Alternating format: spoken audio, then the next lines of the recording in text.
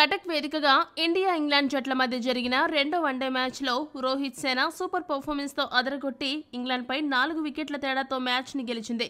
దీంతో ఇంకో మ్యాచ్ మిగిలి ఉండగానే టీమిండియా వన్డే సిరీస్ కూడా కైవసం చేసుకుంది. ముఖ్యంగా ఈ మ్యాచ్లో ఎన్నో రోజులుగా ఫామ్ సమస్యలతో ఇబ్బంది పడుతున్న రోహిత్ శర్మ ఒక్కసారిగా తన వింటేజ్ బ్యాటింగ్తో అలరించాడు.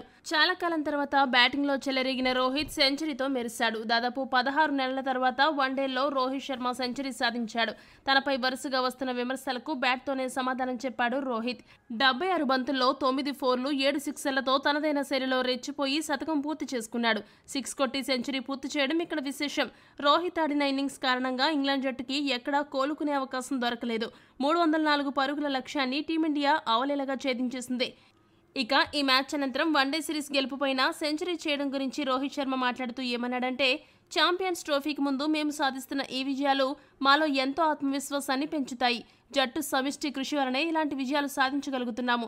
ఇక నేను సెంచరీ సాధించి ఫామ్లోకి రావడం చాలా ఆనందంగా ఉంది. జట్టు కోసం పరుగులు సాధించడం ఏ ఆటగాడికైనా గర్వంగానే ఉంటుంది. ఇలాంటి ఒక ఇన్నింగ్స్ ఆడడానికి గత కొంతకాలంగా నెట్స్లో ఎంతో ప్రాక్టీస్ చేస్తున్నాను. చాలా రోజుల నుండి ఎన్నో విమర్శలు ఎదుర్కొన్నాను. అయితే క్రికెట్లో ఇలాంటివి సాధారణమే.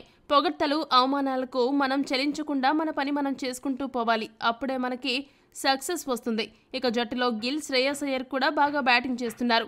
బౌలింగ్లో కూడా వరుణ్ చక్రవర్తి, హర్షిత్ రాణా మంచిగా రాణించారు. జడేజా కోసం ప్రత్యేకంగా ఏమీ చెప్పాల్సిన పని లేదు. చెప్పాలంటే ఆటగాళ్లందరికీ వారి బాధ్యతలపై అవగాహన ఉంది. దాన్ని వారు చక్కగా నిర్వర్తిస్తున్నారు. ఛాంపియన్స్ ట్రోఫీ లాంటి మెగా టోర్నమెంట్ మొదలు కాబోతున్న నేపథ్యంలో జట్టులో ఆటగాళ్లందరూ ఇలా చక్కగా ఆడుతూ ఉండడం చాలా మంచి గుడ్ న్యూస్. వన్డే మ్యాచ్లలో గెలవాలంటే మధ్య ఓవర్లు చాలా కీలకం. మధ్య ఓవర్లలో బ్యాటింగ్ చేస్తున్న సమయంలో వీలైనన్ని ఎక్కువ పరుగులు చేయడం, బౌలింగ్ సమయంలో వీలైనన్ని ఎక్కువ వికెట్లు పడగొట్టడం, ఈ రెండూ చేయడం వలన గెలవడం సులభమవుతుందని అర్థమైంది. ఈ వ్యూహంతోనే ఛాంపియన్స్ ట్రోఫీకి కూడా వెళ్లబోతున్నాం అని పేర్కొన్నాడు. ఇక కోహ్లీ ఫామ్ గురించి ప్రశ్నించగా, విరాట్కి ఎలా ఆడాలో తెలుసు. ప్రతి ఆటగాడి కెరీర్లో అప్స్ అండ్ డౌన్స్ ఉంటాయి. తప్పక కోహ్లీ రానున్న రోజుల్లో దీన్ని అధిగమిస్తాడనే నమ్మకం మాకుందని రోహిత్ ముగించాడు. ఈ వీడియో కనుక మీకు నచ్చినట్టయితే లైక్, షేర్, కామెంట్ చేయండి.